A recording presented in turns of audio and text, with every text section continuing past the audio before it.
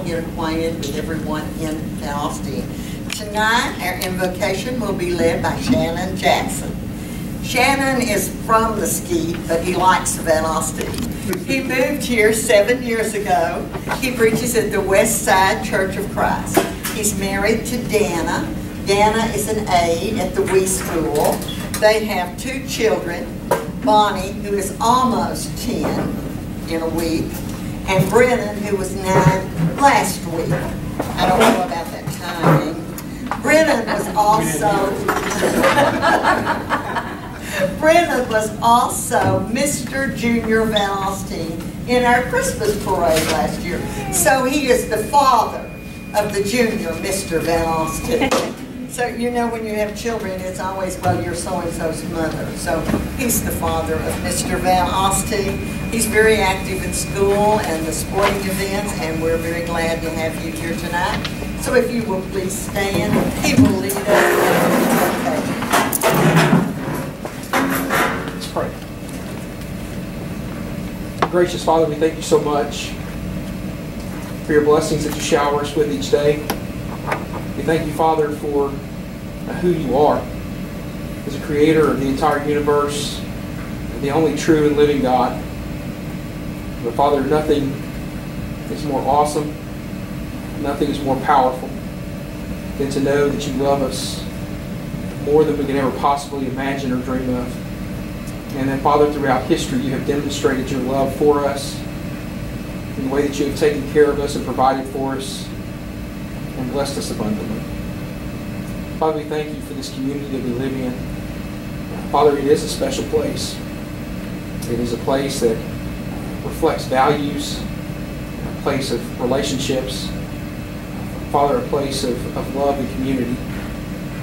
And Father, we thank you for the blessing that we have tonight to be together, to discuss things going on in our community. And we pray, Father, that you would give us a time tonight to express our views and our opinions in a loving and caring fashion. Father, I pray for this council. I pray that you would bless each one of them with wisdom, with guidance, Father, with strength to do the right thing, to make wise decisions concerning this entire city. Father, I pray for Frank. I pray for Chief Barnes and Chief Smith. I just pray that you bless them as they lead their respective areas. I pray that you would give them wisdom and guidance as they lead us. Father, I pray for Salmon, for her willingness to serve as mayor. I pray that you would continue to bless her and use her to bless this community, to encourage others around her. I pray, Father, that in all things we would always seek your wisdom and guidance in our everyday lives. And every day, Father, we would seek to be closer to you, to be deeper in love with you, to walk with you, and Father, just to simply live each and every day as your children. Father, thank you again for loving us. Thank you for blessing us. Thank you for sending Jesus to take our place. Father, we pray all this in his name tonight. Amen. Thank you. Please remain standing. Tonight, we're honored to have the Boy Scouts here. We have Brendan Murphy, we have Nathan Elbridge, and we have Nick Kane. They will be leading us in our Pledge of Allegiance to the United States flag, and then our pledge to the Texas flag. Gentlemen. Pledge allegiance to the flag of the United States of America and to the republic for which it stands, one nation under God, indivisible, with liberty and justice for all.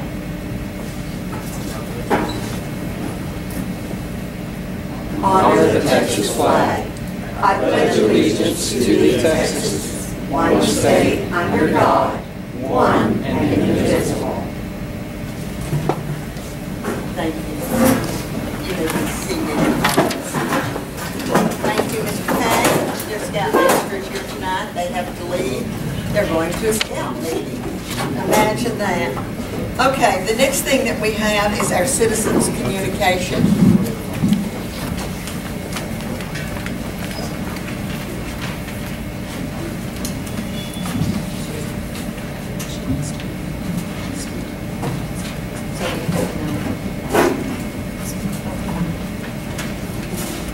We do have some citizens communication, but it is to be when the item appears on the agenda.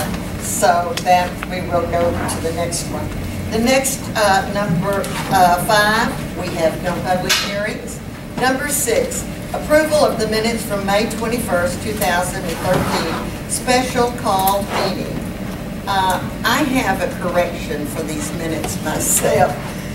It seems I wasn't there. Yes, ma'am. So, I placed a copy of corrected minutes in each of your places. I did make corrections where there's pink highlighting. I added your name as the mayor rather than the former. And then also on the second page, item number 11, Councilwoman Toiber had requested that I add a sentence in there letting, just making it more clear that the former mayor had initiated the action. So I added that sentence as well. okay, there is still another correction. Okay. Russell Moore replaced A.C. Mosby on the 6:40 p.m. minutes on Tuesday, May the 21st. You still have A.C. Mosby there on the council. Yes, ma'am. You will delete that and add Mr. Moore's name. Also, I've noticed that Mr. Smith is not listed. He did come in late, but he did come in. So I think we should add his name to that. Mayor, Are there any other corrections or changes that need to be made for these 2 minutes? Alderman Jim Smith is, there's a note in there, he arrived during agenda number 9. It's already in there. Well, we need him up here though in the attendance. Is there anything else? Then is there a motion that these minutes, both minutes, be approved according to the corrections? I'll make a motion to be approved with the corrections, additions. Thank you. Is there a second? We have a motion by Mr. Smith, seconded by Mr. Clay, that they be approved. Is there any further discussion? All of those in favor, please raise your hand. Motion passed unanimously. Now we will go to the regular agenda. Number 7, presentation of fund donation to keep Van Alstyne beautiful from Republic Services. Mayor and Council, we have Bernard Lalonde with Republic Services here to present the check to keep Van Alstyne beautiful. Okay, if you will. We have Vicki Cupid. Will you please come forward?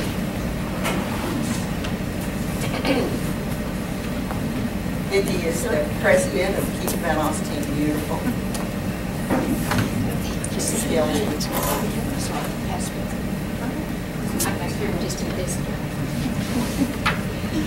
It is a great honor and a privilege for Republic Services to honor and present this check to Keep Van Alstyne Beautiful. It's my understanding that they have put it to good use in putting some of the beautiful flower pots that you see around the city. And I'll let Vicki tell you all the other exciting things that they're doing with this money. Well, some of the money we're going to take and redo the outside of the library. We've got that project underway. We've asked for some grants for that and some help from some of the sponsors around town.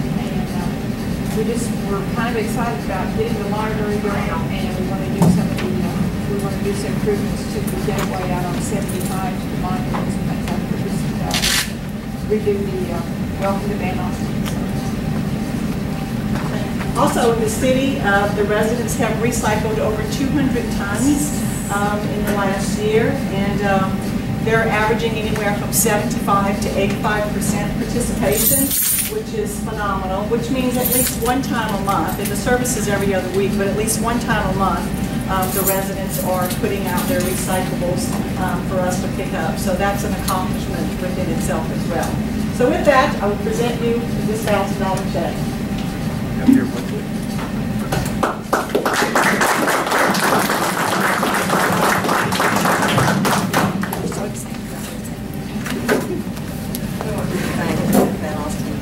Because they do a wonderful job, and thank you very much. The next item on the agenda is item A, consider and take any action necessary regarding appointment of Mayor Pro Tem. Do we have a nomination for Mayor Pro Tem? I nominate Billy Blake as Mayor Pro Tem again. Okay, we have a nomination of Billy Blake. Is there a second? I'll second that. And second by Mr. Smith. Is there any discussion or any other nominations? Any discussion? All those in favor, please raise your hand.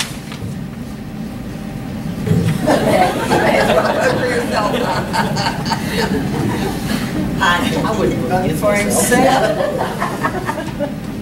At least we're not going to change the paperwork. That's right. Yeah, I signed all that stuff last week. I don't want to do it. So we have a new Mayor Pro Tem, Billy Blake. The next thing that we have is consider and take any action necessary regarding authorizing the mayor to sign a resolution adopting a rate review mechanism agreement with Atmos Energy, and their representative is here. Terry Thompson, will you please come forward?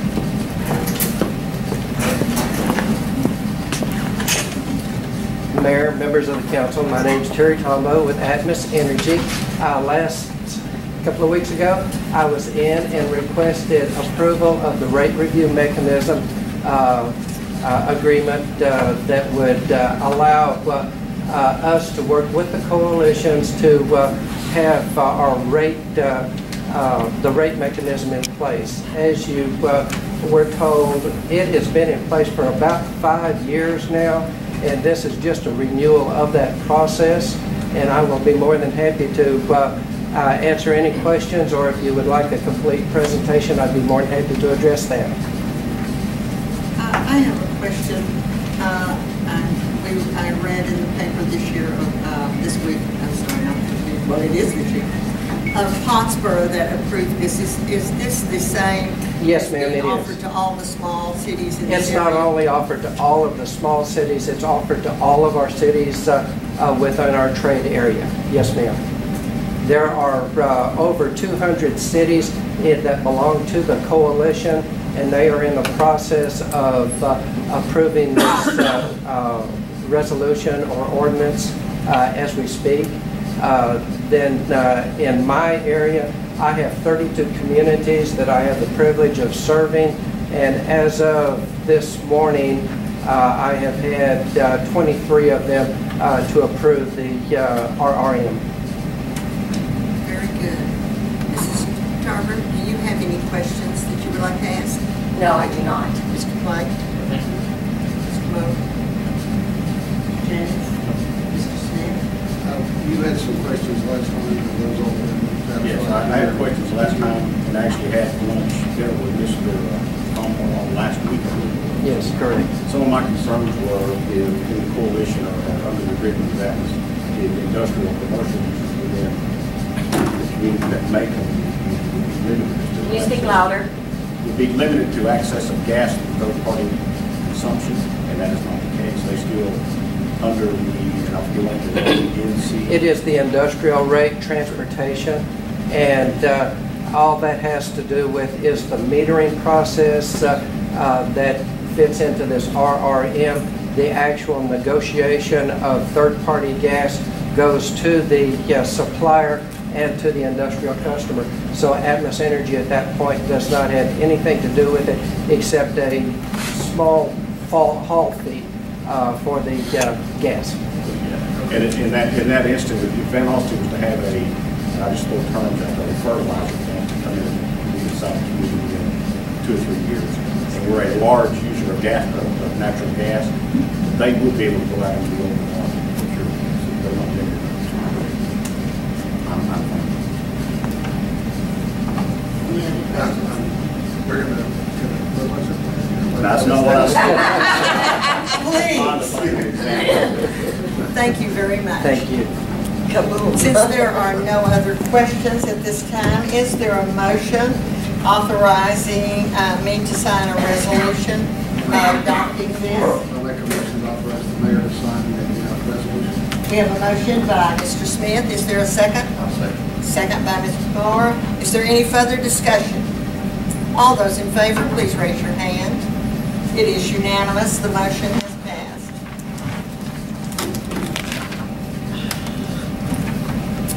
Presentation by staff and discussion regarding city street repairs. Mayor and Council, we have Lynn McManus, our contract engineer, that gave a presentation last month on the street program. He has, Steve White is out on vacation. He has a presentation and a recommendation of streets for Steve White. And we also have Commissioner Whitmire that's nice enough to come in this evening and discuss the pricing and where they came up, how they arrived at the price, and if that's going to be something that we're going to be willing to move forward. Lynn? Thank you, Frank.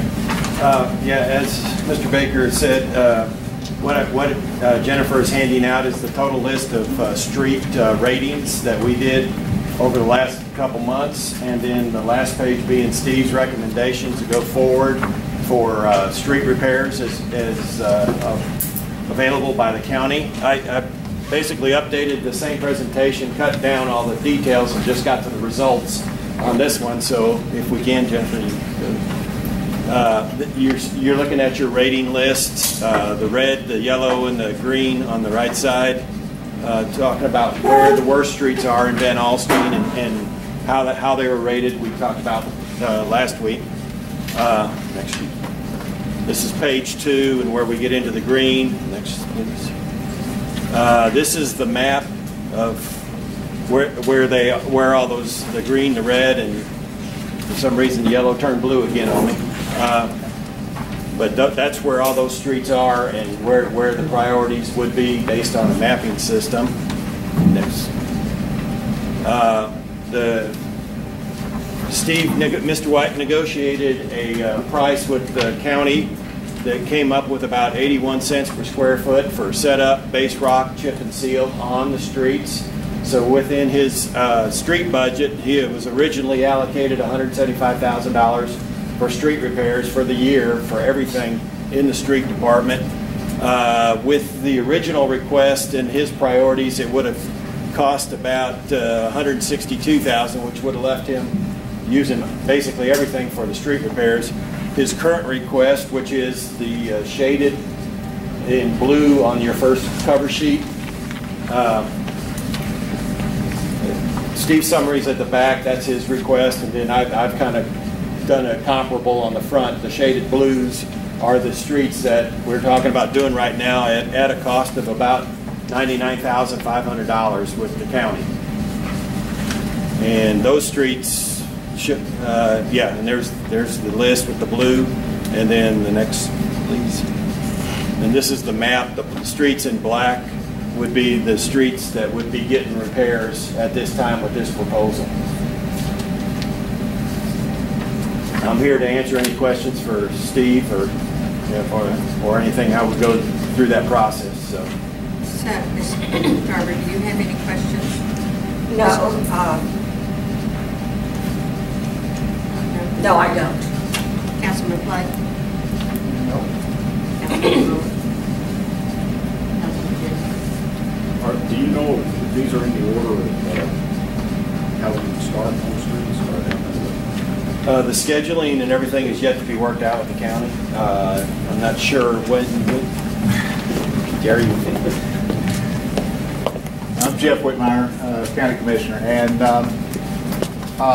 whatever y'all decide to do tonight, I will have Safety Commissioners Court next Tuesday to complete an interlocal agreement and get that approved. So we would probably start scheduling out the work beginning the week after that. Now this is this is quite a bit of work, so it will be a process throughout the summer that fits in with what we do on the county roads as well.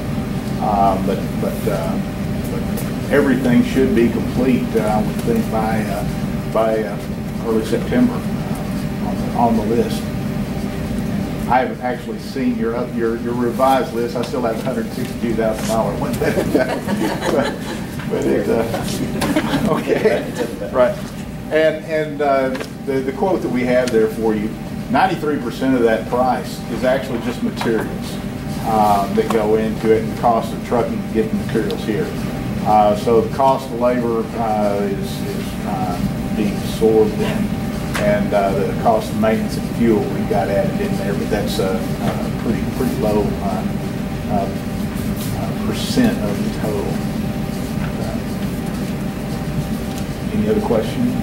I think this is more a question for Steve than probably any of this. I'm not sure you can. Are we still going to continue to fix potholes and fix other culvert problems and do other things? Will we have money left to do any of that? Is that why there's $62,000 saved? That's a portion of it. Commissioner Whitmire's also given us an hourly price as far as doing pothole work in the city. We have our pothole truck, but of course it's in and out of commission, and we only have a certain amount of staff to be able to staff up for that. Commissioner Whitmire has not the same, but a similar unit, and he's given us a price that's pretty close to being it's very cost effective for us to do that. So the next discussion is what are we going to do with our pothole truck that we keep staff accordingly, but that's a separate discussion. So we're looking at potholes. The whole reason we didn't go after the whole 162,000, in Steve's estimate, these are the streets that we can do that are in poor shape, that actually the infrastructure can be done, the infrastructure issues can be done underground without having to trench up or having to dig up the streets entirely, as well as he needed a cushion as far as us going through the summer, depending on how dry it is and how many collapses we have and how many issues we're going to have, where we're going to have help from the county as far as fixing the streets as we move along. This is just moving forward on street projects that he's identified where we're not going to have to be digging out a good portion of the street to do infrastructure. It should be noted also that this is based on us actually doing a full depth reclamation of what's there. So I mean, we're going to be grinding the road and going back in and adding base rock to make it a good road, not just patching it up. Okay. Is this, the 99,000, is that the money from, based on the election when we, on the proposition, is that, or is this? That's this calendar year, sir. It doesn't have anything to do with next year. So we still have the 90,000 estimated income from the proposition. That's what we'll be looking forward to when we start on the budget next for 14. phase. Yes, sir. This is just budgeting. This is just trying to get our spent this year, moving forward. Are there any other questions? One more question. The ones that show on this that are blocked, there's 3 of them. What is that? There's 4 of them. There's one down at the very bottom. Those were the projects that were left that fell victim to the 162 versus the 99. Okay. I just wanted you to see where they were in the priority list, and that they're blocked out, but that the ones in the blocks are the ones that ended up falling by the wayside with the. Yeah, there's 5 that were removed, and there's 4 blocks. Yeah, 4 removed. 4 removed and 4 blocks. Okay. On this page,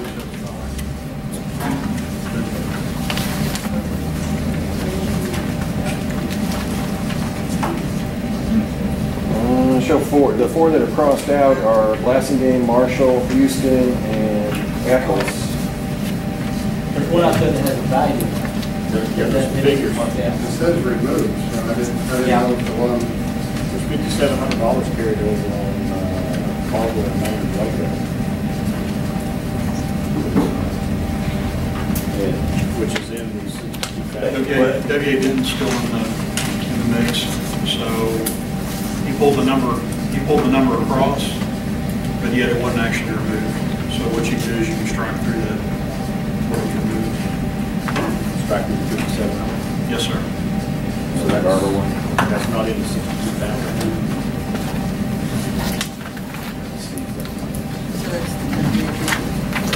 Yeah, that back list is Steve's list, working from the master list, which is the one in front. So if you look at it, it looks like it lines up with Barber.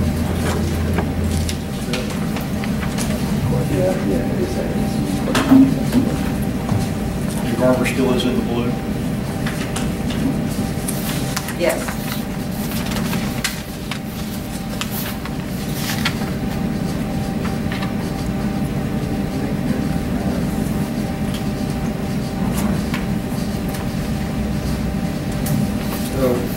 Garver in or out? Garver's in.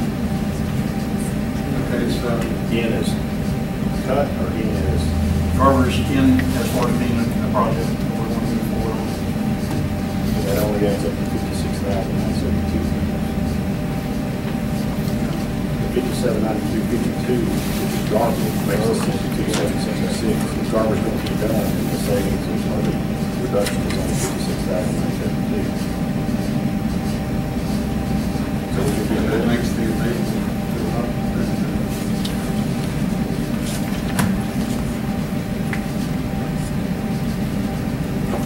Now, the people that live on Garver want to know what the answers to the big yes. The Garver's still in. Because the discussion he and I had, it was, he had the four blocked out, and that's, the Garver was still in the mix. So, Garver is the. yes, so why didn't pull it out of the spreadsheet? Figure out, I'm not for certain, but he did, we do intend to do Garver.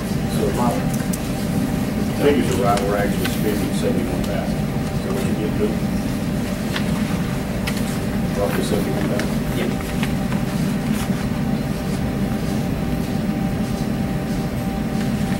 Leaving 94,000. As we get closer to the middle of the summer, we'll reevaluate the list, see where we are with materials. Like Commissioner Whitmire stated, this is a worst-case estimate. If we have to go all the way down to the base and redo the base, then these are hard figures. And depending on material costs, whether they go up or down as we move on through the summer. But as we get through the middle of the summer, we reevaluate the list, have another discussion with Commissioner Whitmire and see where we're going to be on revenue and where we're going to have available funds. But what is shaded in blue is what is intended to be done initially. Do you know where we are in budget right now as to what was the 162 what was budgeted for the year? That was the total budget for the year? 175 was the total street budget. So we expended about 13,000 today. It's actually, we got about 156,000 left in the budget. That's why. We're down at 70. We're down in 70% on as far as what we expended on streets. Because it actually drops that to down to like 80-something.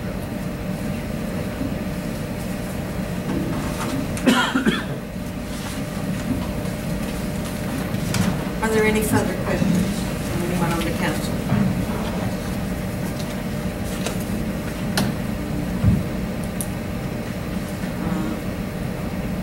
Do you gentlemen have anything? Happy to be working with Commissioner Whitmire to get this done. It's been a long time coming, so we're glad to get it started. So. We need Very a good. motion to approve. Now, this is just strictly discussion. He's going back to the commissioners. The funds were already allocated. The main thing is to identify so y'all know where we are and where we're headed. Thank y'all. Thank you very much. Number 11, consider and take any action necessary regarding an ordinance repealing ordinance number 483 and adopting regulations relating to unsafe buildings. And Frank, I would like for you to explain the major differences in this. Yes, Would you ma'am. like to, please? Mayor, in discussions with Chief Barnes as far as code compliance is concerned, and Ms. Catrano, which is our legal advisor this evening, we had gone after the change in the ordinance as far as an update was concerned to address structures that are not meeting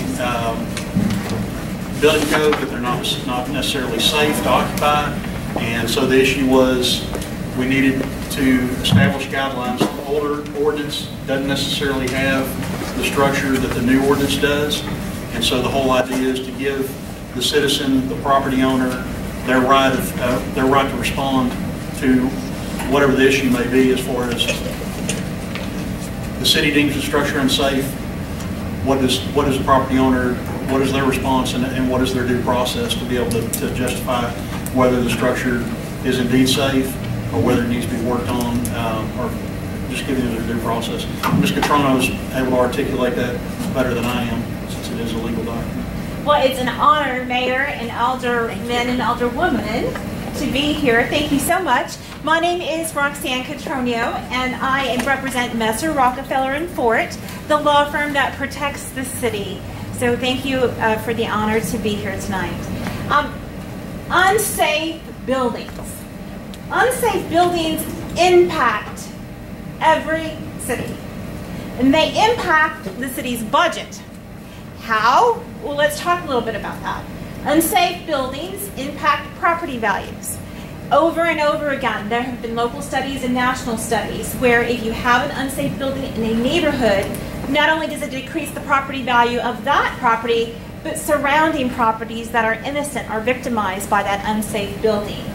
We also know that unsafe buildings attract crime. And so you may have increased crime rates in your city as a result of it, which will cost you more in police response cost or in police officer time.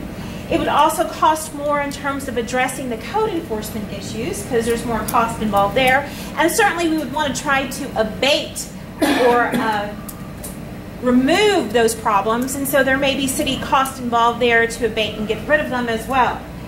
We know that throughout America, in small towns across our nation, unsafe buildings are an important issue for every city. But they're also very much attached to our United States Constitution. And you ask, well, what does that mean? Well, under our United States Constitution, we are not allowed to deprive somebody of life, liberty, or property, or the pursuit of happiness without due process of law. And people often don't understand what due process of law means either. It's very simple. Due process means the opportunity to be heard. So that in general means no one can take anything away from you, like your life, your liberty, your property, without giving you an opportunity to be heard and to listen to what you plan to do about it. That's why if you're going to be put in jail for a crime, you get a hearing or a trial, right? You get the opportunity to be heard. Same thing would be true with an unsafe building. If you have an unsafe building and you want to try to secure it, you can't really deprive someone of their property without having them the opportunity to be heard. So one of those things that this ordinance does is give people the opportunity to be heard. When there's an unsafe structure, the property owner can be heard, and we can explain and ask them to secure that building. And if they don't secure that building within the time allowed under our city ordinance, it gives the city the authority to do so. Why? To protect its citizens and its public welfare and safety. So there are various laws involved with due process. Unsafe buildings certainly are one of them. One of the other important things about this ordinance is that it does allow penalties to be placed on a property owner if a property owner fails to comply with the city ordinance. But the way the ordinance is read and the way that state law allows is it's a fine of up to $1,000 per day per violation. The important thing to know about that is the discretion of what the fine amount should be would be based on the council's order based on facts. So you have the authority under state law to go up to $1,000 per day per violation, but not unless you want to. So it's your discretion, the way it's written, on what should be done. The other important thing is that if the owner is a homestead owner of the property, then you're a little more limited. You can't do $1,000 per day per violation. You can only go up to $10 per day per violation. Now, while violations in money and penalties sound really a burden to many people, most cities, most council members, most aldermen would prefer that that money actually be used to improve the property as opposed to be penalized for a violation. And you too would have that authority under the ordinance to do so. So you could order that a certain amount of money be placed in the property based on the penalty that it's accrued and have the money go towards that rather than to the actual penalties that the city coffers. One of the other really important things that I think often troubles people about unsafe structures is whether they're occupied or they're unoccupied.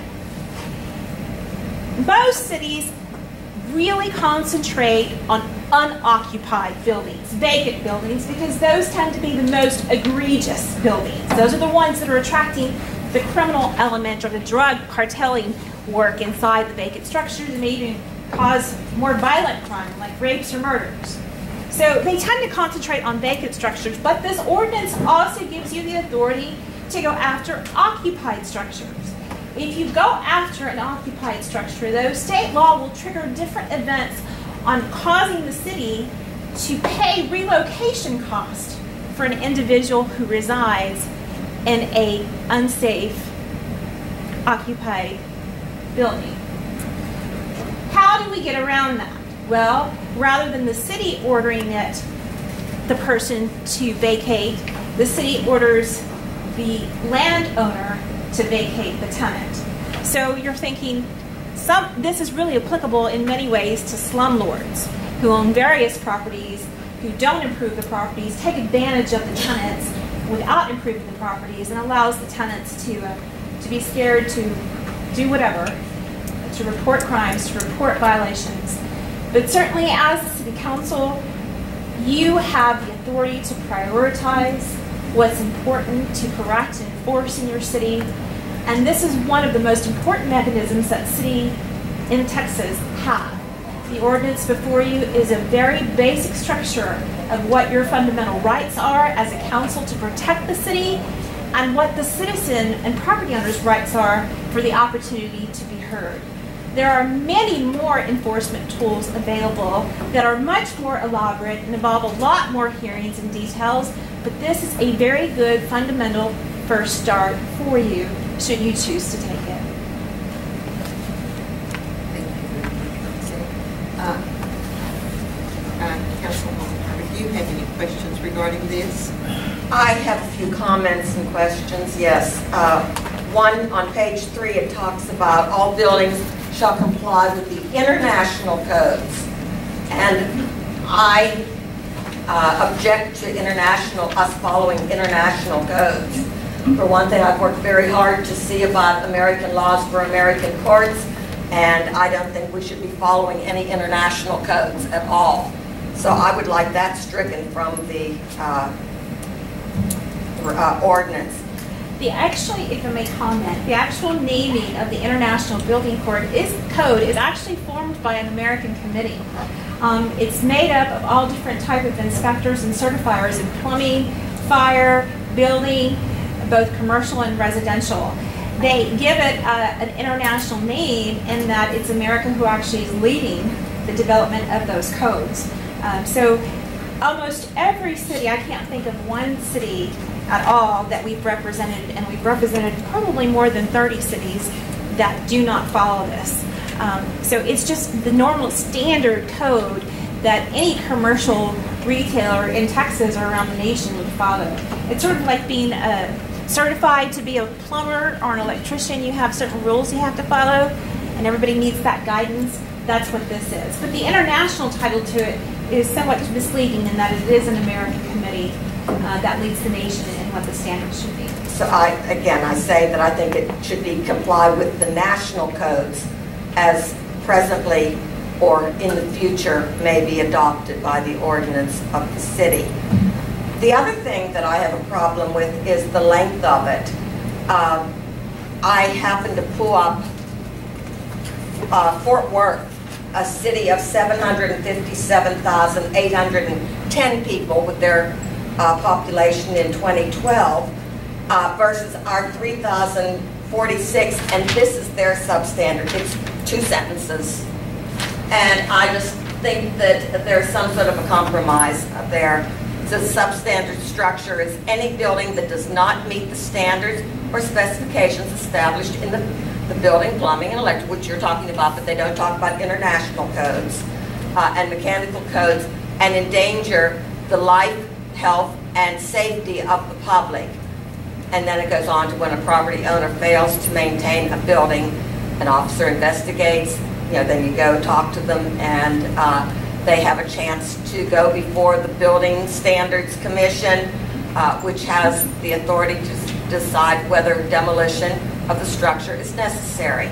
So, something that the citizens can understand and read, to me, is, I mean, why do we want to go after our people with 10 pages of all this stuff that people either don't understand or can't read? So I would go for a much more simplified version of the ordinance. Thank you. I believe presently we are under the international code, are we not? Yes, ma'am. We've been under the International Fire Code, Building Code, Electrical Code. The international building codes, fire codes are the national codes. They refer back to the National Fire Protection Association when it's applicable, and other national codes when applicable, but there isn't an umbrella that is a national code. It is, as she stated, the United States makes the push. Of the code. They made the push. It's for other countries, north and south of us, that don't have uniform codes to adopt an international code. That's the reason that they called it the international code. And if you look at Fort Worth, you look at Dallas, you look at all the larger and smaller metropolitan cities, rural too, when you adopt codes, you adopt international building and fire and electrical codes and the like. And we've been under the 2003 codes up until last year, and then we adopted the 2009 codes. I think Commissioner Tauber has a very good point in that what she's pulled up has given a short description, and that is something I think from a legal perspective would be important to convey and communicate to the citizens. Also, however, from a legal perspective, that doesn't specifically lay out the law in terms of how you notify people, when you notify people, the timing of when you notify people. And the law is very specific about that due process right. And so we can't have something that short that doesn't talk about how notice is given or why it's given or when it's given. So I believe that would probably be the most appropriate thing to advance out to the community in terms of education. But from a legal perspective, it would be inadequate. 10 pages. Do you have any comments that you would like to make, Councilman Clement? My only question is okay, as an example, a man lives in a house that he's lived in for 50, 60 years. It's the floor is beginning to fall apart, beginning to rot out inside. The roof is beginning to rot out some. I'm sure, according to any standards, that now is needs to be condemned. It needs to be moved out of there. The man has no place else to move. I mean, he doesn't want to move. That's his house. He's always lived there. What happens in that kind of situation? What do we automatically assume? I mean, we automatically move him out, help him move all his stuff out in the street. You could move somewhere else. Or what? Well, Councilmember, you're brilliant for asking that question. It is a very difficult situation. Those situations, however, are where creative social resources become involved. You don't want, I would imagine, as a council, to have anyone living in an unsafe structure that's going to jeopardize themselves as individuals. What many cities do is they actually work with the county, the state, or the feds to find additional resources that would provide that individual with minimum housing standards to improve the quality of their life. So it may be the only thing they have, but the city would use resources to help improve their quality of life. Those are usually a give and take process where the city doesn't normally go after them with the strictest enforcement because those are obviously delicate issues.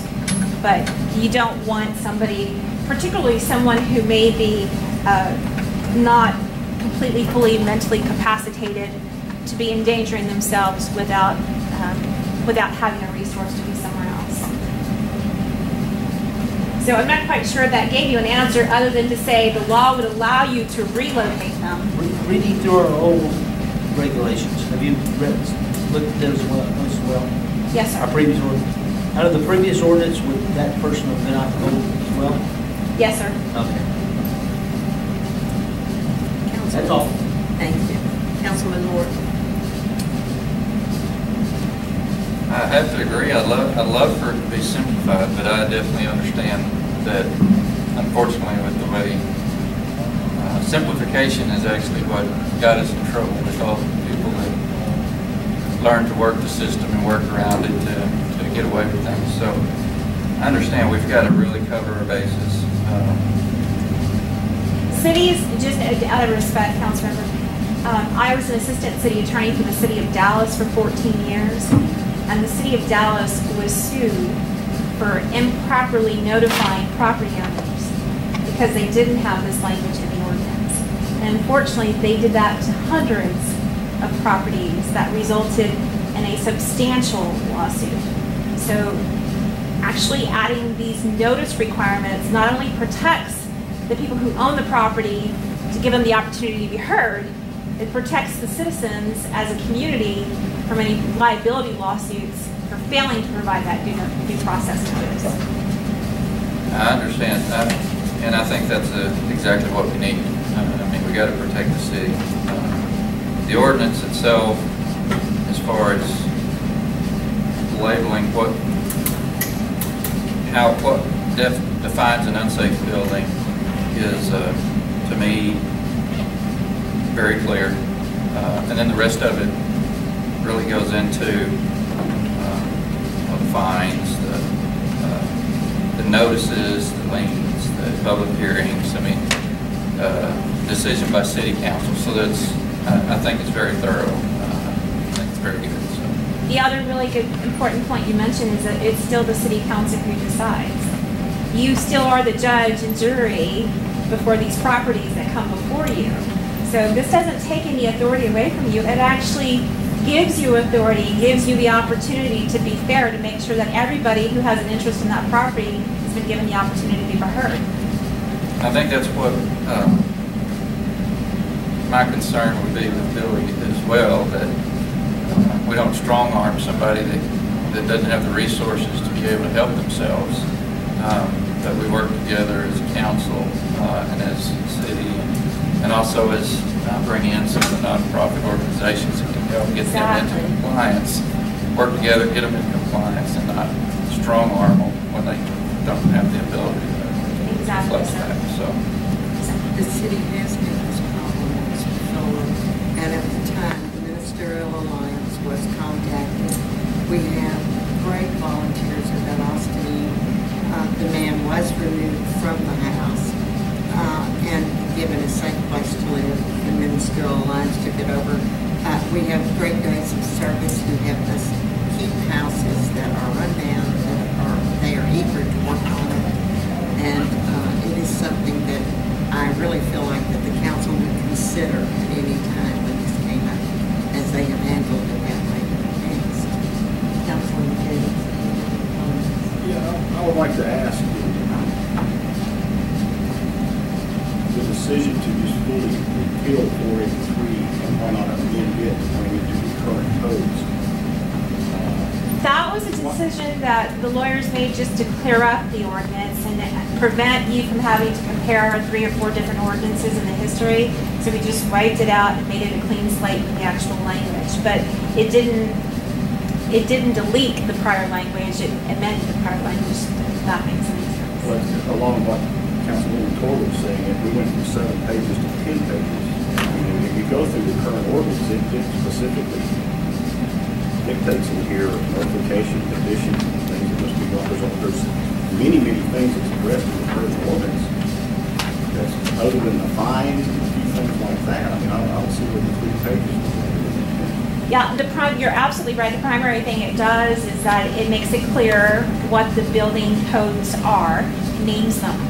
It also makes it clear what an unsafe structure is. It also makes it clear that the power lies with this council in terms of what any fines or penalties may be. You may discover that you have a slumlord in your town, and you may want to be a little harder with that slumlord, obviously, than someone who doesn't have the capacity to handle their own issues. So the most important things, obviously, we're defining an unsafe structure so that you didn't have a city employee randomly deciding what it is. It was actually in your control to be able to define it and to have a standard by which you can compare that to when the case is before this council. Okay, so one quick. So in section 4 under the proposed ordinance, where it says in an administrative action, the city may assess a civil penalty as described in section 5G herein. That administrative action specifically city council, is that correct? Yes. Now, anything the council does here can be appealed to a district court. But city council is the only one that can take administrative action, correct? Section 4, the last sentence. I know, I'm having a hard time hearing you, sir. That's what I'm it is. sorry. I'm sorry. I'm sorry. In section 4, the last sentence, it says, in an administrative action, the city may assess a civil penalty as described in section 5G herein. Yes, because that's involving the hearings. Yes, sir. Which is city council, is that correct? Correct. City council must take administrative action, no one else within the city. Well, that is a general provision. When it comes to the actual hearing of a structure that is an unsafe structure, you have the authority to issue civil penalties. This particular section is involving criminal penalties, and that there's a difference between civil penalties and criminal penalties. Civil penalties is what this council has the authority to order. Criminal penalties involve your municipal court system by which a ticket has been written and is being criminally prosecuted for a violation of a city ordinance. So fines and penalties of any of the codes can actually be prosecuted via the criminal municipal court and can also be administratively heard by this council for unsafe structures and administering civil penalty. Right, and that's my question then. In order for any civil penalty that is assessed would come strictly from city council, is that correct? Civil penalties, yes, sir. Okay.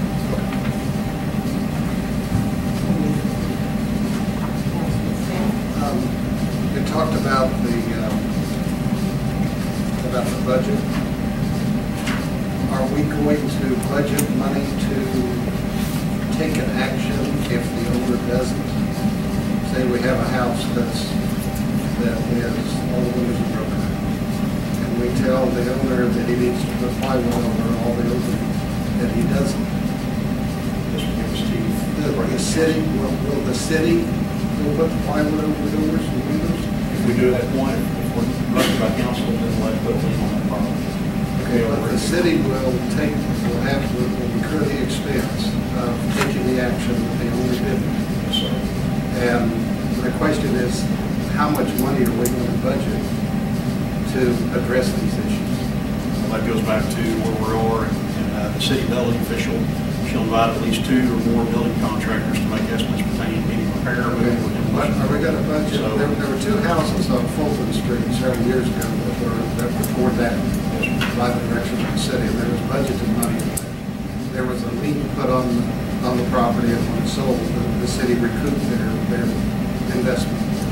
How much money has been talked about being budgeted to do these things? So if we tell somebody you need to do it or else, we have to be able to back up what we say. And if we don't have any money to actually take the action, then it doesn't do any good.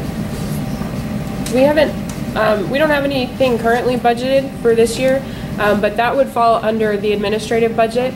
And several years ago, when we have demolished homes like you're referencing, I believe it was usually about $5,000 or less per home.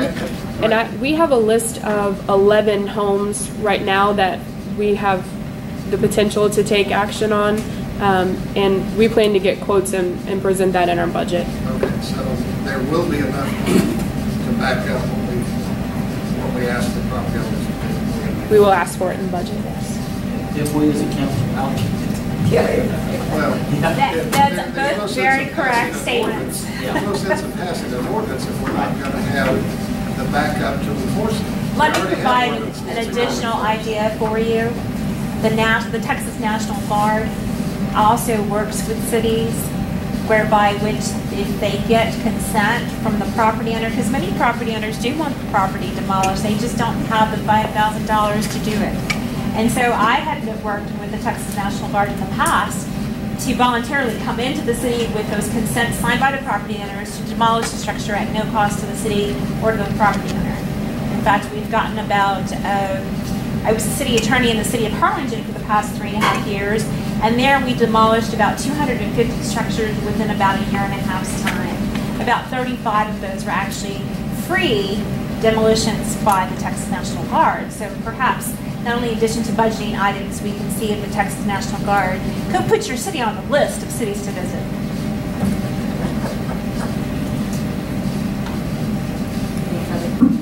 I have one other question. Since under definitions, we have a very specific definition of an unsafe building. As the city read and understand this fully in consideration of the buildings they made.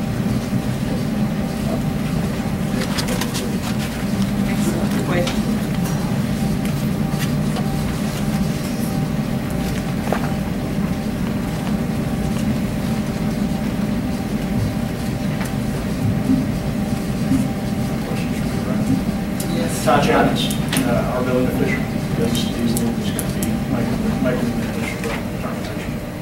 I'd like to go back and reevaluate those 11. Of course, we're not going to budget for 11 in our first year, but we need to figure out exactly where we're going to start to move forward. Just like our street program, we're not going to be able to get everything done this year, but we've got to have a plan moving forward, and this is part of that plan. I know that Ms. Simon has been to the council of the museum. And that this came to the front of my mind when I read the definition of unsafe buildings. There's some other possible funding sources. If you receive community development block grants, that might be available to assist you with the demolition cost. But I could go on and on with this stuff. I'm sorry if I'm interrupting. Does it work to have an ordinance that you can't financially enforce? Would not, but yes, I believe you said it would be in the budget. But if we pass it now, we're going to have an ordinance that we're not going to be able to enforce. In this last fiscal quarter of 13, yes, sir, you're correct. So we could actually wait until the new budget is approved, so we're sure that the money is there before we pass this ordinance. Because if we pass this tonight, we're going to have another ordinance that we're not capable of enforcing. If we don't have an ordinance on the books and we haven't reevaluated those 11 to make a determination as to if we're going to remediate them or demolish them, then we really don't have any idea of what amount of money we're going to budget, or if we even need muster without an ordinance that's going to be able to identify. Well, my experience is not in Van Alstyne in particular. It has been my experience in the past 18 years as a municipal attorney that almost 98% of the structures that are unsafe, once the city gets involved, the property owners voluntarily will do them themselves. It's just there's never been any enforcement of it, so they didn't have to do it. But once the city enforces and says you need to do it, many of them, 96% of them, 98% of them will do it. And it does take at least 90 days to get through the legal process. So even if you pass the ordinance today, by the time it actually got to the incurment of the cost, you would probably be at the new budget year. I suspect you're right. From my experience, I've seen when someone's confronted with the issue, they will take steps, or Great Agent Service or somebody will come in and help them, or whatever. We already have enough ordinances that we can't enforce already. And it is worrisome to me to start the process with an ordinance that we don't have the money to do. Well, the only phase we don't have money to do is to the final phase of tearing the property down. Yeah, but you're going to we have the money to do all the other things. Citizens to do this, and we cannot back up our friend until next year. But you can, because it takes quite a while to go through that, to get to that final. We do not have the money to back up the friend. That's my whole point.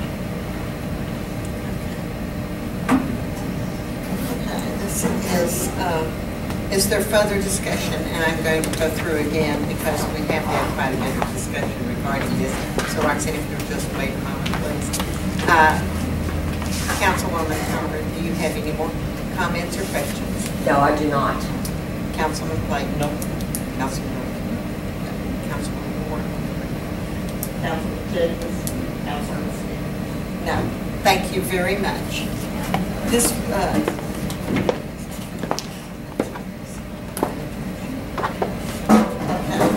consider and take any action necessary regarding an ordinance repealing ordinance number 483 and adopting regulations relating to unsafe buildings. Is there a motion from the council at this time to approve this? I make a motion to approve it. I have a motion by Councilman Floyd. Is there a second? I second. Second by Councilman Moore. Is there any further discussion the council would like at this time? All those in favor, please raise your hand. 3. Opposed? 2. Motion passed.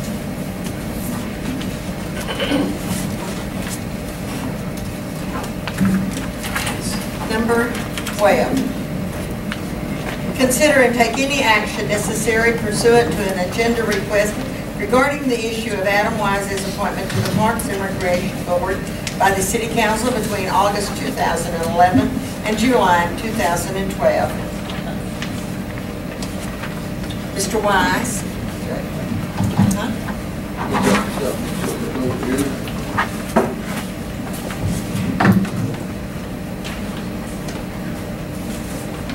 Thank you.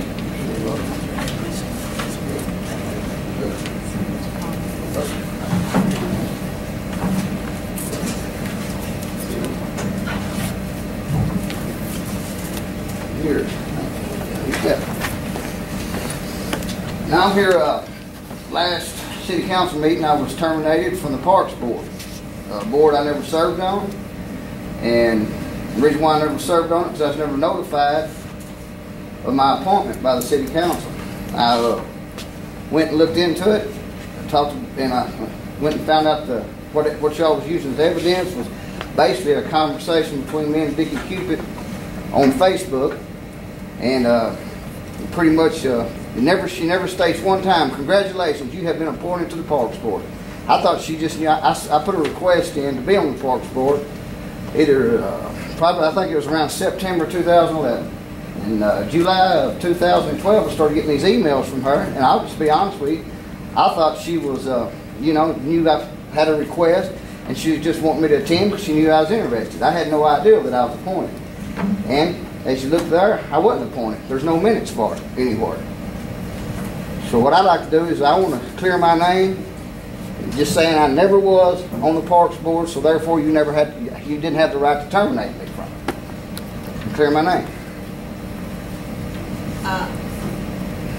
If I may. Yes. Mr. Wise has submitted to us the minutes for the June 6th Park Board 6/1/2011. Called the meeting to order at 6:10. Motion was made by Bill Benton to request from the CDC the money to build fence along the south side of the McKinney Wilson Park. Motion was seconded by Jay Cooper and approved by 3-0 vote of board members present. Adam, with city, there is no last name, will get new bids with gate for street entrance included. Number 3, discussed a retainer wall. Adam suggested that dirt might be best. He will locate source for fill dirt. 4, discussed adding more lights around bridge near concession stand at Forestmore Park. Adam will get more information on prices. Adding more trees at Forestmore was discussed. Meet cost of moving trees. 5, motion to adjourn by Bill Benton. Motion seconded by Jay Cooper. Motion carried. The Adam that is referred to in these minutes is Adam with city, no last name. Then Mr. Wise sent a request for information dated May 28, 2013, and it was replied to by our city secretary, Jennifer. Regrettable, I am unable to locate information responsive to your request. In an effort to provide the request information, I have supplied you with a copy of the signed and approved minutes from the October 18th, 2011 City of Van Alstyne City Council meeting. Agenda item H identifies that discussion and action was intended regarding appointments to the Park and Recreation Board. However, no minutes were recorded, and H states, consider and take any action necessary regarding appointments to the Board and Commission, Park and Library. However, there were no minutes at that. It only went to, those minutes only went to D and did not discuss item H. That is what is in the packet that Mr. Weiss has submitted to the City Council. We also have a request. No, go ahead. Okay. Okay, thank you. Next, we have a request from Karen Tarver, who would like to address this issue also. Councilwoman.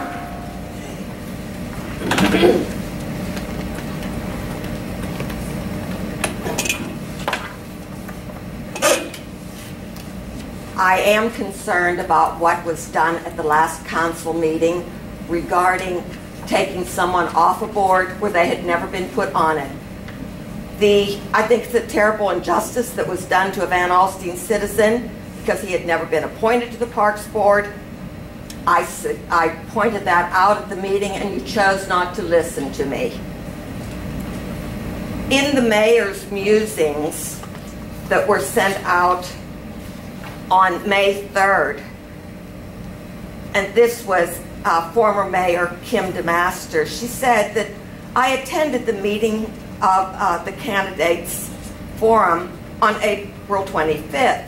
And it goes on and says 3 candidates stood out to me primarily because I could tell they have done their homework in knowing the issues our city is facing. And she concluded with the statement saying, ask, do I want an individual representing me who has put in the time, asked questions, and does his or her homework to serve, or do I want an individual who listens to gossip, repeats that gossip as fact, and supports negativity in our community? And I feel that what happened at the last council meeting did exactly that, because I don't think the homework was done properly. The Parks Board minutes indicate that it was Adam from the city, not Adam Wise. There was a council packet that was delivered on May 17th. There was no documentation along with item 11. Then when it was pointed out that there was no documentation, a letter dated 5/16 to Adam Wise was created, and I believe it was backdated. It was not included in the packet. The post office received it on Monday, May 20th. The first attempt to deliver was May 21st, the date of our council meeting, and Adam Wise was out of town, so he had no chance to respond. To me, this doesn't stand up, nor does it add up to what I think this council should be doing. If the council and management of City Hall would try to destroy and defame one Van Alstyne citizen, what does it do, or what will it say to the other citizens of our community? That we don't take the time to research and get the facts and get them correct? We're elected to serve the citizens of the city, not to destroy them because of personal vendettas. I think this is an embarrassment to our city. If we had adopted the recommendation of the new mayor, this issue would be a moot point. We need to include in a document how important it is to establish a way to notify people of their appointment, and secondly, it's important to have a consistent procedure to remove individuals. who served. So let's look at the facts now. A mistake was made. Adam Wise was never appointed to the Parks Board. Thus, it's impossible for us as a council to remove someone who had never been appointed.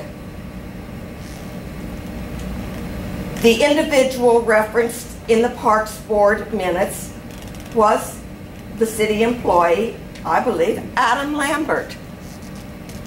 And it's not stated whether he was a board member or not, or just a representative of the city, because I think at that time we didn't have a public works director, and he was, or at least he was representing the public works. And the emails from the Parks Board president are irrelevant and not proof of anything. So what should be done? I think the city needs to correct the records. I think the Van Alstyne leader needs to make a retraction or a correction in the paper. And I think Adam Wise is owed a public apology. And that's my case. Thank you very much.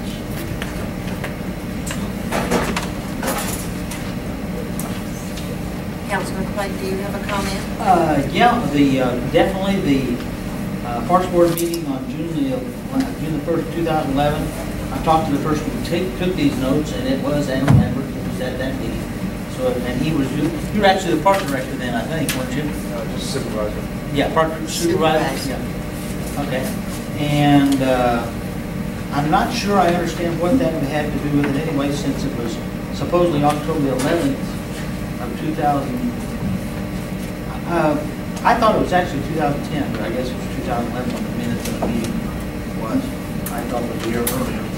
But I do have a statement by one member that was on the Park Board at the time, that he was in the process of resigning, and he was told that Adam Wise had been added to the Park Board by our present secretary at that time, which was Tina Brown. And that she had informed him over the over the phone that Adam was being added to the Parks Board, because I think he was one of the officials of the Park Board. And so he got that notification, but I have no idea whether anybody ever noticed you. I have no idea whether anybody ever notified you after that or not. You know, me running for city council and all, you think if I was, you think I would just go out and just not serve or call or anything if I knew I was appointed? I have no idea. Okay. But, yeah, and so that's the only two statements I have. Okay, Councilman, you have a statement. Yeah. Number one, I'm very eager to get the facts. I was presented in the last council meeting one document that was an email document from Vicky Cupid and Adam Wise. My judgment, where it wasn't presented all the documents of where you filled out an application and all of that stuff, I made my judgment based off of that document. Ms. Tuber did make a comment in the council meeting that you had never heard this. Unfortunately, she presented no facts to support you at that time either. It was just her word. So I looked at it at this. If you were never put on the Parks Board, you never knew anything about it, I personally apologize to you. You know, because number one, somebody made some big mistakes along the way. But number two, I do want to make my decisions based off of the facts. I did have one piece of paper.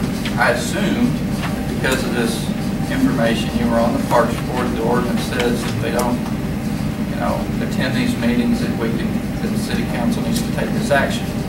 So I thought it was simple, and I didn't think this was something to defame your name by any means, but to allow somebody else that has more time to come on and serve on that board. But if you were never on it, I apologize that your name ever ended up on an agenda for it. So I want to let you know how I made my decision as as far as how I voted. It was off of this one piece of paper. There was an email correspondence made me assume that you were on the Parks Board, and that's all I had. Okay, thank you, Russ. I appreciate that. I do feel like that the council did act in good faith, but I also feel like that it was inadequate information and that it should have been studied in a much deeper thing. And one of the reasons that I had, you referred to what I had wanted to do in tabling it is that it's not just the Parks Board. I do want to make that plain. It wasn't just the Parks Board, it was all the boards. All of our boards need to be consistent. Everything needs to have the same reasons, same notifications, same time, and we are going to do that in the future. However, I just wanted you to know that we were doing that. Councilman Jennings, do you have any statements that you would like to make? Yes, I would. Along the very same lines as Mr. Moore said, at the last council meeting, what we were provided to make a decision on was what we had in front of us. And my decision primarily was based on the fact that you did respond to me in July of 2012 and was responding positively. She asked you about attending a meeting, and you said, yes, I'm still very interested. Yeah, I was, but I had no idea that I was. I mean, you know, I did submit a request 10 months earlier, you know, and I said, and I got to think, well, she thinks I'm appointed. But me, I was thinking, I know I'm not appointed because it would have been official, you know. When I, yes, Mr. I understand it. And then when I got further down, when you get to September, this is 2 months later. Yeah. She sends you, notifies you again, and she even states in there, I have notified the other members of this. I mean, I had no thoughts that you were currently a member of the party. That based on what this email said. And you did not respond and say, Vicky, I'm not a member of the board. There was no response. And I'm sure Vicky, on the other end, she thought I was on the board. So, you know, I apologize. I do. I mean, I went by what was placed before me that night to make a decision, was asked to make a decision, and make a decision based on what I had in front of me. It's just right down you have never communication. been, I certainly understand that. I deal with those communication problems every day. And based off what I had in front of me, particularly when you didn't respond and she made the statement, other members of this urgent meeting, I took it that you were a member in good faith. I apologize for misunderstanding. Thank you, John. Appreciate it. Councilman Smith? We're here to do city business, and we need to do it in a timely manner. There are things that are urgent, there are things that need to be done, there are things that have to be done. This council was given an option to table this as the mayor had requested. I made a motion to honor the mayor's request to table. That 1 month could have saved us. We need to do things, we need to do business on a timely basis, but we also need to do lots of balls were dropped on this. And I have faith in Jennifer doing the right thing in the future. And as long as Jennifer's sitting at her desk, I'll be willing to bet that it'll be done right. I agree. And I, on behalf of the city, do apologize to you. I do know that at the time we were talking about, there were applications. You didn't fill out a volunteer form. So, and minutes in the past, as we all know, have not been adequate. So, we did have the misinformation, but I do feel like that it was in good faith, and I do feel like it will serve as a prime example that this will not happen again. And our apologies to you, and thank you for coming. Are there any other comments? Then we will go to item 13. Consider and take any action necessary regarding appointments to the Park and Recreation Board. If you will notice in your packet, we have applications in the back of volunteer forms. We have one volunteer, Stacy Browning.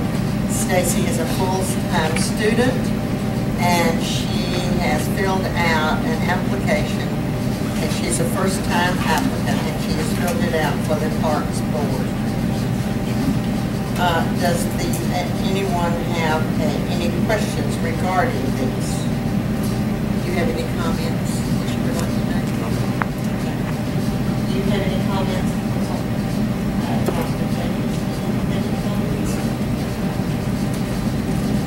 Just wanted to mention that the council's been wanting younger people to be involved. I guess we got it.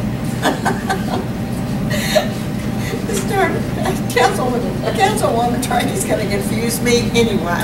Do you have any comments? No, I know Stacy, and I think that she's a very upstanding young woman, and I think she will do us good. Thank you very much. She has filled out the proper paperwork and has put in her application. So at this time, do I have a motion from the council to place her on the Parks Board? I'll move to place Stacy Browning on the Parks Board. Is there a second? I'll second. Second. Is there any further discussion? All those in favor, please raise your hand. It is unanimous. Thank you very much. Number 40. She's been duly notified. Everybody after the meeting goes over and tells her. The city, you know, if you can't tell, I think that is one of our problems. When I come over and I tell you something, that's one thing. When I send you a letter in the mail telling you something, then we all know it and we all have a record of it. So no, the notification will not be verbal. It should be from the city, and Jennifer will be glad to notify them by mail. In our minutes also. Thank you. Okay, 14, consideration and take any action necessary regarding establishing, determining, clarifying term lengths and places and two appointments to the Planning and Zoning Commission. We have discussed this, and was this?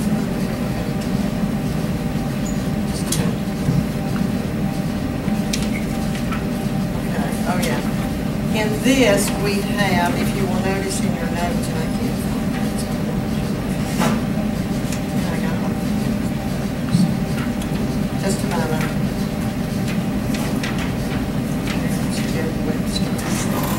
Okay, we have on the Planning and Zoning Commission, place 4, we have Herb Reed, place 1, Jim Atchison, place 5, Bob Hendricks, and place 2, David Barr. You will notice that we have an alternate that is available and has filled out the correct paperwork. His name is Jeff Webster, and he would like to be, he has been an alternate, and he would like to be a member of the Planning and Zoning Commission. Are there any comments that council would like to make at this time? Mrs. Tarver? I have a question. The way this reads, it says, I'm requesting the currently seated commissioners be reappointed. And my question is, why are we reappointing the ones who place 2 and 4, whose term expires in 2014? I would think we would only be working on 1, 3, and 5 for the appointments tonight. Councilwoman Sawyer, I apologize for the confusion in my agenda communication, but it is, we are at the point where we do need to appoint members or reappoint the current members if they're interested. I have not found in prior minutes where a place was designated for any of our members, so I've worded it like this to show that we need to appoint them to a seat on the commission, as well as Jeff Webster taking Bob Cavender's seat, which is expiring. So the first 4 members, Jim Atchison, Bob Hendricks, David Barr, and Herb Reed, I'm requesting that they be reappointed, and I've suggested a place for no particular reason. It's certainly open to change at council's desire, and then the appointment of Jeff Webster to fill the position Bob Calver's leaving. Okay, so Atchison, Hendricks, and Webster would have 2-year terms, and Jim Atchison would remain as the president of the board? Yes, if you choose to give them those place designations. Their terms would expire 2015. Right. And the other two, 2014. How long has David Barr and Herb Reed been serving? I'm not sure of the entire length, but they were either appointed or reappointed in 2011. I think that Jim David Barr at the Atchison- time, he was only a backup for a year or so. Apologize, alternate. didn't bring the dates, but Jim Atchison, the last time I find in minutes that he was actually appointed to the Planning and Zoning Commission was in 2003. Oh, he's been a lifer. He has been a lifesaver on the P&Z. Jim Atchison knows the ordinances back and forth. It's one guy we don't want. We can do this in 2 separate ways, or we can do it as one. We can do it to reappoint all of them, or we can make it all one motion where we reappoint the 4 that are already on the board and reappoint them, and appoint the new member, Jim Atchison. Well, to clarify the records, I would go along with that. The other question that I did have was regarding the alternate. Now, we have an alternate place open, right? We actually have 2 alternate seats open. I believe there's room for 2 alternates. Oh, okay. And now, as your city attorney, I would just advise that you make it clear who is serving in what place. Because there is a difference in the term that they serve. So in your motion, if you could clarify which place the person serves. Okay. He would that serve be great. in place 3. Isn't that correct? Jeff Webster would. Yes. Okay. Are we going to then do all of them and just do the motion to make Jim Atchison, Bob in place 1? Yes, that's exactly how they're placed. Okay. Yeah. So that Jim Atchison would be place 1, Jeff Webster place 3, and Bob Hendricks place 5. Terms to expire June 30th of 2015. Well, we would do it as we would reappoint them, and we have 4 to reappoint. So we would put that in one grouping, and then we would appoint the new member to the number 3 position. Can we do that in 2 motions, because we're reappointing and then appointing? That's correct. I think that's That would be a correct way to do it, sir. Okay. First, we will discuss the reappointing, which will be Herb Reed, place 4, Jim Atchison, place 1, Bob Hendricks, place 5, and David Barr, place 2. Is there a motion to reappoint these 4 men to these places? Have they been asked if they want to be reappointed? They filled out applications. Oh, that's right. The applications are in your packet. I'll make a motion that we reappoint the 4 names with the expiration dates that are listed in our packet. Is there a second? I say. I have a second. Is there any further discussion on the reappointment? All those in favor, please raise your hand. It is unanimous. Next, we have Jeff Webster, who has filled out the paperwork and is desirous of place 3. He has served as an alternate, and he has filled out the paperwork to become a new member of the Planning and Zoning Commission. Is there a motion to that effect? I'll make a motion that we appoint Jeff Webster to place 3, his term to expire June 30th of 2015. Thank you. Is there a second? I'll second that. Is there any further discussion from the council? All those in favor, please raise your hand. It is unanimous. Motion passed.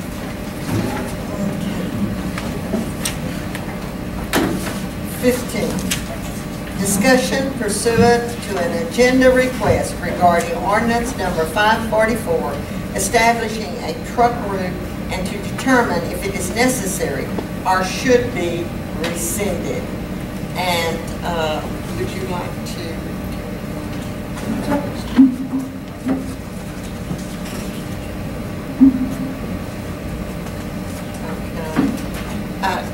Councilwoman Tarver, I can't get used to that. Karen? Yes. Since this was an item that you were interested in, would you like to discuss this? Make some comments on it. I have gotten several calls regarding this ordinance from citizens, which alerted me to what was going on. I got a copy of the ordinance 2-3 months ago, and finally, the time has come for us to discuss it. Now, the problem being that has been pointed out to me is that there are 4 routes listed in the ordinance: 75, Highway 5, 121, and 3133. But the trucks don't follow that. You find them throughout town. I was going to spend the last 2 days taking pictures in front of my house of all the 18-wheelers that were going up and down Main Street, because people don't seem to know where the truck routes are. How do they get to the oil, whatever the Oil Mill Road? Oil Mill Road. I hear there's no clear signs to get to the industrial park. And I think that since we don't have proper signage, and another thing that has been pointed out to me is that it has been enforced maybe not fairly, that certain people have been selected, and that it was also going to the point where it was involving parking, and there's nothing about parking in this ordinance. So I think that right now, since we don't have signage and since we don't have clarity on what the truck route is or how people can use the routes to get where they need to go, that I would recommend that the ordinance be rescinded until it can be corrected or rewritten or just completely discarded. Thank you very much.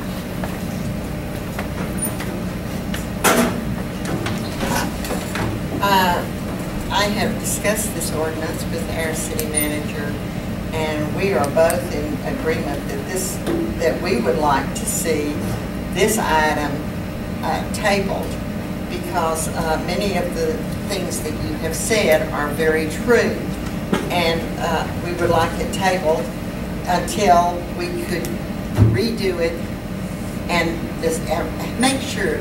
I am aware that there is not total signage for the truck route.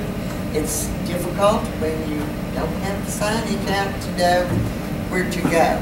However, I don't believe Chief Spindle have any tickets been issued in regard to these Chief Barnes. Oh,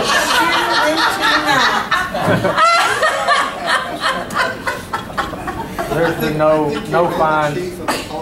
I apologize. I know you meant well. At least I didn't call him a sergeant. There's been no fines assessed with this ordinance. It's all been warnings. Just warnings.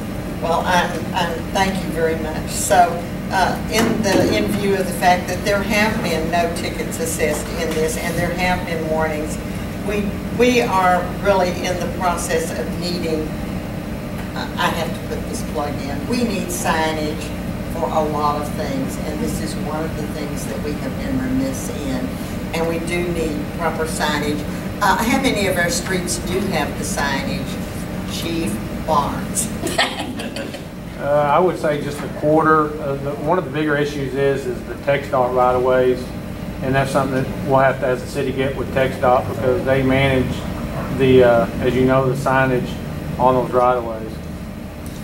And there's been some signage that's been up, and then there's been signage that's been taken down.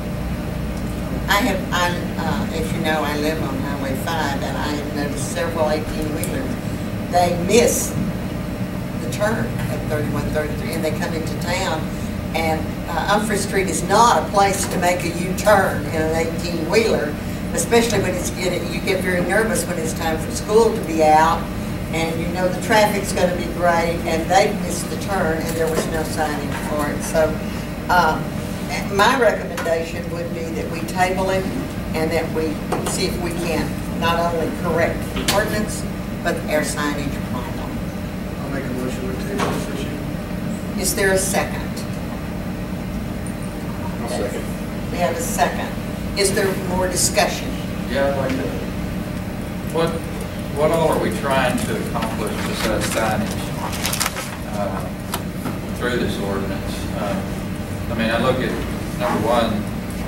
I hear, you know, you've received some complaints, but I think everybody up here knows that the number one complaint in this town is the roads, and 90-something% of these roads can't handle truck traffic if they're weaving in and out of this town. So I'd be a little concerned if we're trying to completely rescind it, because I think we need to be able to keep trucks off of these brand new roads we're fixing to fix that aren't rated for 80,000 pounds. You know? So what's the? Well, the motion is that we table it. We don't rescind right, it. But I'm trying It'll to get stay in effect for 30 days till we can. I'm trying to get a feel for what's obviously we're not doing anything right now, but we're tabling it for, what are we trying to do with it? Okay. How are we trying to change it? Okay. I know I seconded the motion, but I was under the assumption that Chief Barnes and his staff will take the next 30 days and look at this and establish what routes need to be taken, and then we contact the Texas. Is that? You know, I wasn't around, well, I was around, but I wasn't in this position when this was created back in 2003.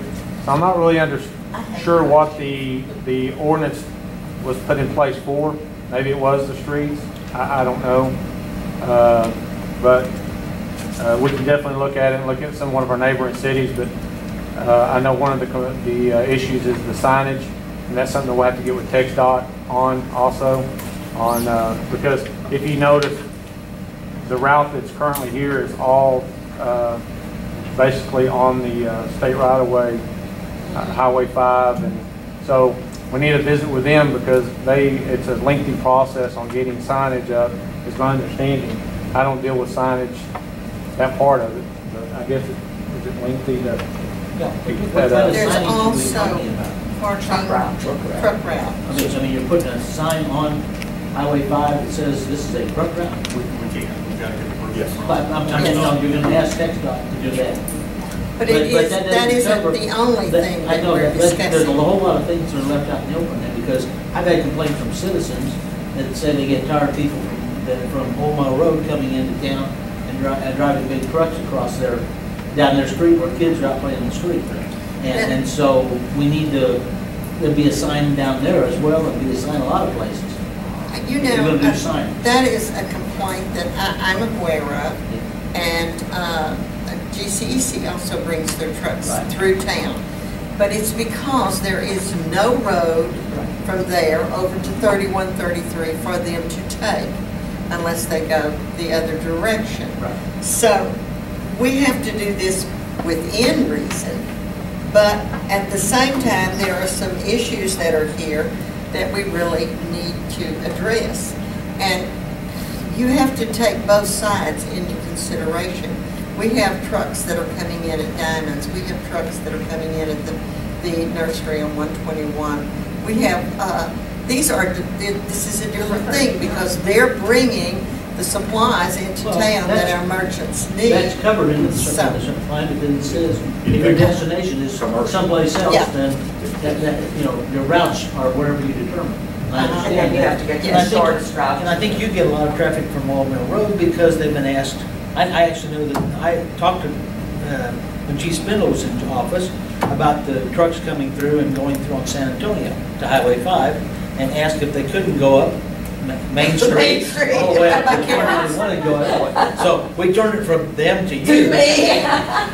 And he actually just went out and asked the people at that work for GCEC, I think actually, because they had pretty good control over the tech line or whatever the other company is. And so, it got that sort of fixed. But because their trucks are not over 25,000 pounds. That was another thing.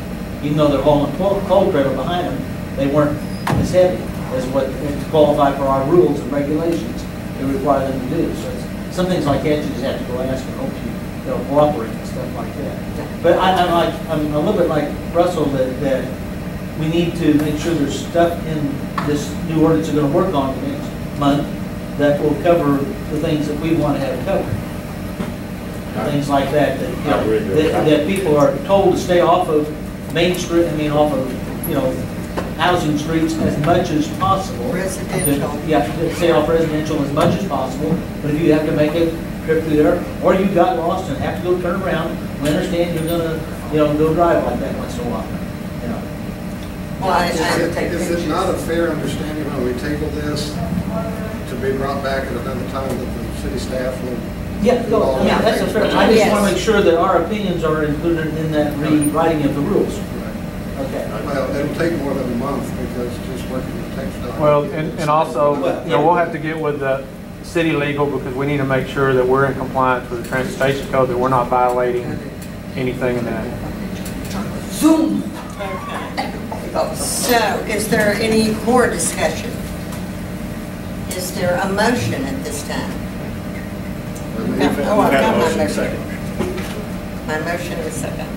All those in favor of tabling this item? Can we have a discussion about it? Okay, no, my comment was that it's going to take more than 30 days. Can the motion be amended till we get the necessary information? I think we can ask for an update next. Okay, an update, but not necessarily a. Well, we did not put a date of how long it would be tabled in the original motion. Okay. So all of those in favor that we table this item, please raise your hand. It is unanimous. Motion passed.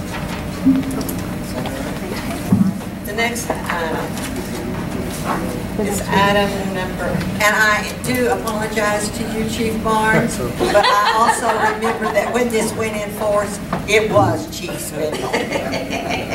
So, number 16, discussion pursuant to an agenda request regarding a review of the Community Development Plan 2003 to 2023. And then this item was presented by Councilwoman Harder, and yes. I am certainly in agreement with it. I think we need it. However, I think we have discussed this. I think this would be a wonderful fall workshop for the entire council and for the others, for us to all get views yes. from the different boards and groups, and that it be scheduled for our fall workshop. I know that our budget workshops are coming up. Right. And we will be a little busy. They will be first priority. But that's why I had priority. The EDC, the CDC. If we're working toward growth in the community, we need to get everyone working together. And my goal is to bring, I think, I sat in the office and looked through 2 big binders that had not been looked at. I think they had dusted them off, right?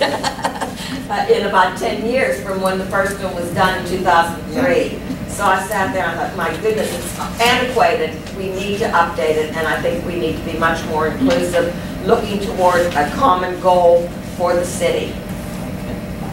I don't think we need a motion for that workshop, do we? Just the discussion, okay. Thank you for bringing that to our attention. The next we will have the departmental reports, and we will start.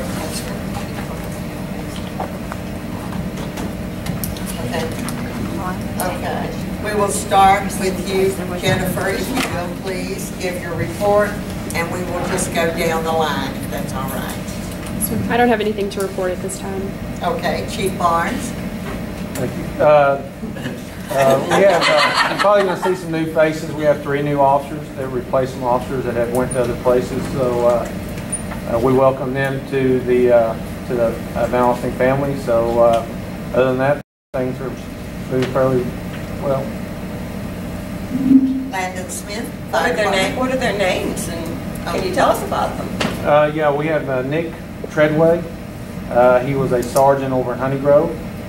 And then we have a Colton Raper, which was also from Honey Grove. And then we have a Brandon Blair, that comes from the city of Tom Bay. And two of them were sergeants at their other departments. Thank you. Fire Department. Nothing at this time. Okay. Next we have Adam Lambert, Department of Public Works. Nothing new at this time. Thank you. We have Tracy Lipscomb from the library. A couple of things. One is one of the grants we applied for back in January was the Dollar General Literacy Foundation for some easy reader materials and some read-along kits, and we did get awarded that grant and have ordered those, and they have begun arriving, so we're getting the catalog as fast as we can go.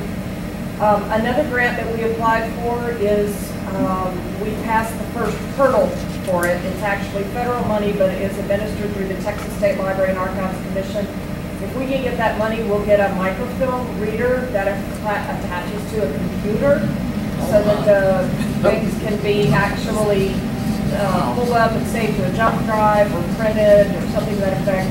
And it would include enough money to get microfilm the remaining print issues of the Van Alstyne Leader that we have.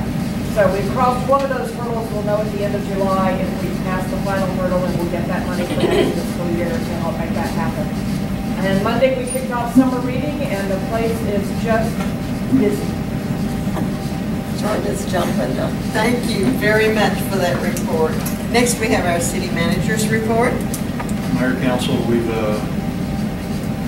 project at the museum as far as the downspouts and scuppers been enlarged. Downspouts have been taken down to the awning. They were supposed to go all the way to the street, but didn't want to put any more of a dead load on the awning until it's been evaluated. It's got some soft spots in it. So I know that transferring water to the awning would create an active load, but we don't want to have any more of a dead load at this point. So there's a small spot on the roof where damage occurred that the vendor also corrected. And we have photographs that I can send you all forward. I've attached to Anita so that way she can force you to see. So I can start moving forward on some of their projects.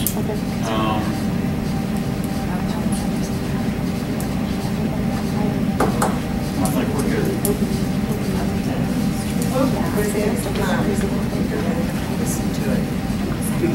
I want to tell you about being a mayor and what I've done. I've been in office less than 1 month, and already my knowledge has increased considerably. Thanks to the mayor's budget that was not spent. I now have a laptop computer. It's been installed. I can receive emails, but don't expect an answer because there's a little glitch somewhere. So I can't answer anything, but it's going to be working soon. And the mayor, before the last one, had a city computer, but the last mayor decided she did not want it, so the programs were wiped out and it was given to another department. However, I did want a computer because it is for city business only, and often we don't have any continuity going from one person to another. So when my term is up and the next mayor comes, they will have a computer that already has all of the city information in it. And the other thing is, I have a cell phone. Don't ask me my number. I'm not sure what it is, but I do have it written down, thanks to Chief Barnes. So the good thing about that is, it also belongs to the city, and the number will be posted. But when I'm no longer mayor, the number will stay the same, but they can call the other mayor when they dial that number. So I think that's really, really good. I also, on June the 4th, I attended with Kenita Larkin the E3 Summit at SOSU in Durant, Oklahoma. It was really an eye-opener. I've completed the Emergency Management Incident Command Systems training online for ICS 100 and 200. I have also completed the ICS 300 NIMS training in Sherman on June the 3rd, 4th, 5th, and 6th from 6 to 10 each evening.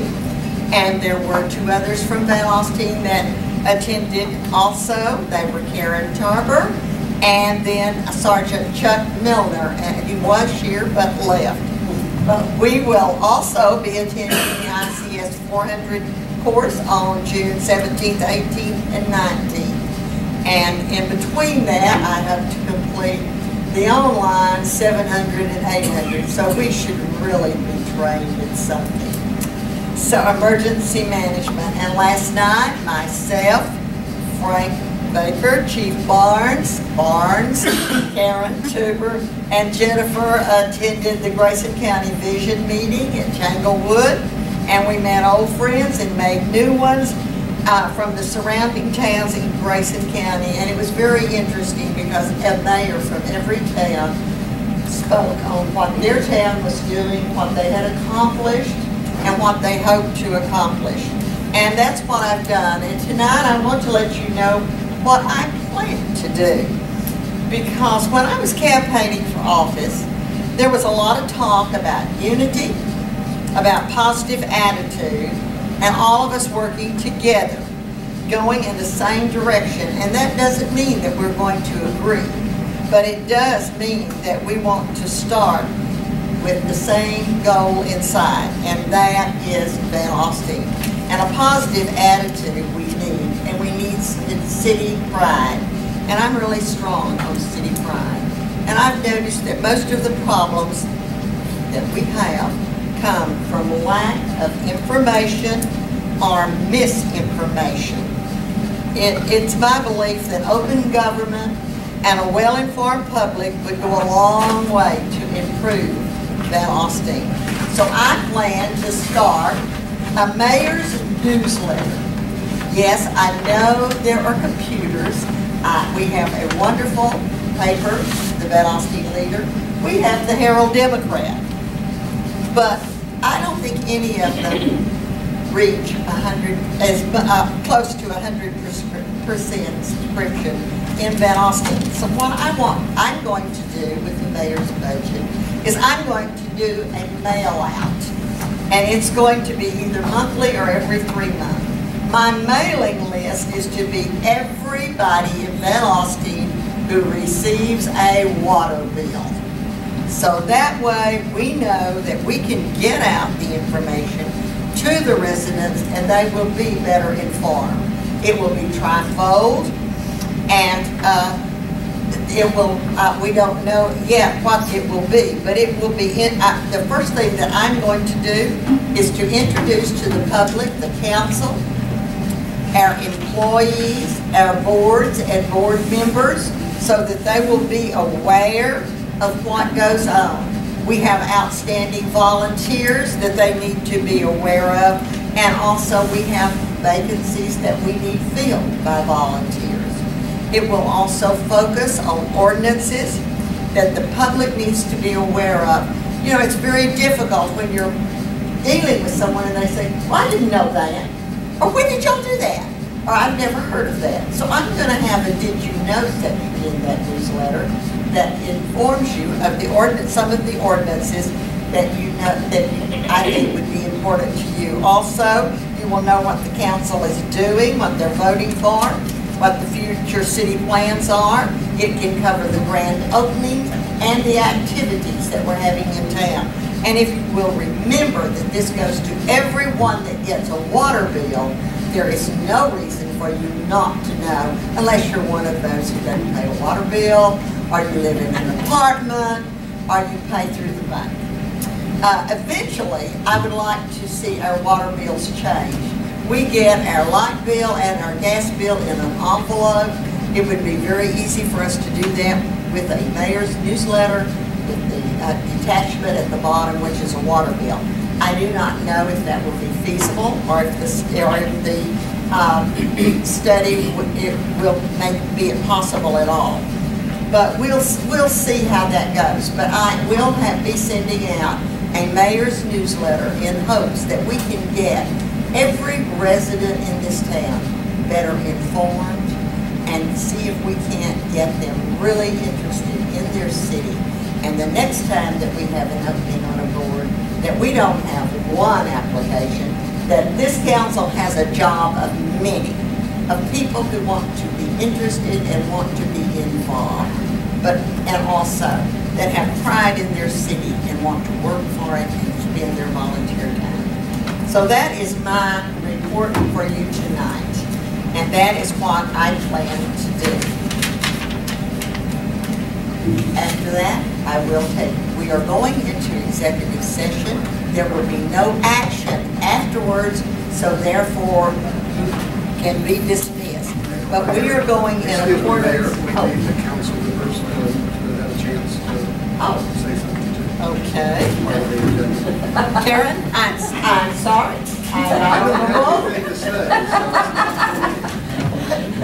After you gave your voluminous speech, I wanted to say, I was so pleased the other day when I was going to the post office to see people up on the roof by the old, what was it, the old American Legion building, and on the roof of the museum. That was great. I was pleased to see that.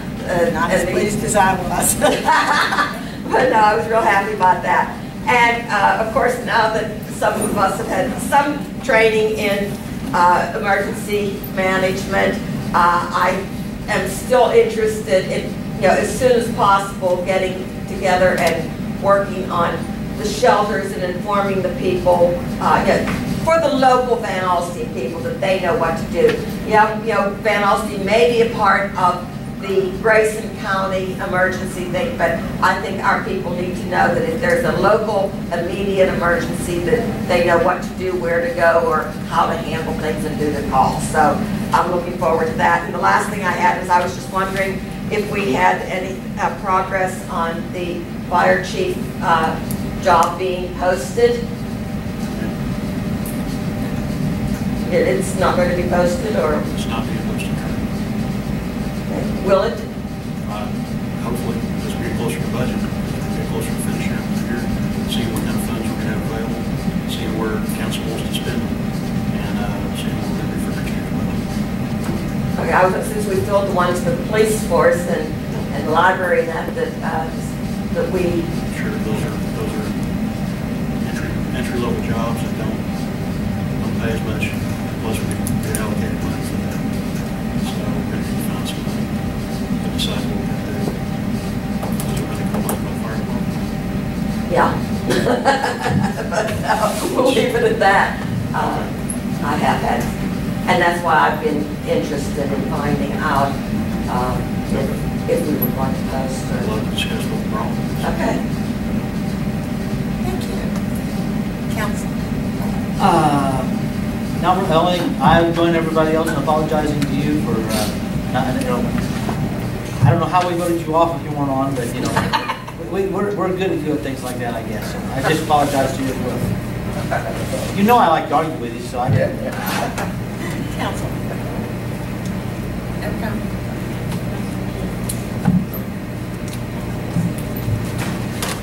There being no other comments from the council or the mayor, we are going to go in executive session in accordance with Chapter 551 of the Texas Government Code, Open Meetings Law. The City Council may meet in a closed executive session pursuant to applicable laws. 20, convene into executive session pursuant to Section 551.0871 and 2, economic development negotiations to discuss Project Armadillo. I have to read all of that too. You have to mention the time you go into executive session, Mayor. 8:30. 8:30 we will be going into executive session. Thank you very much.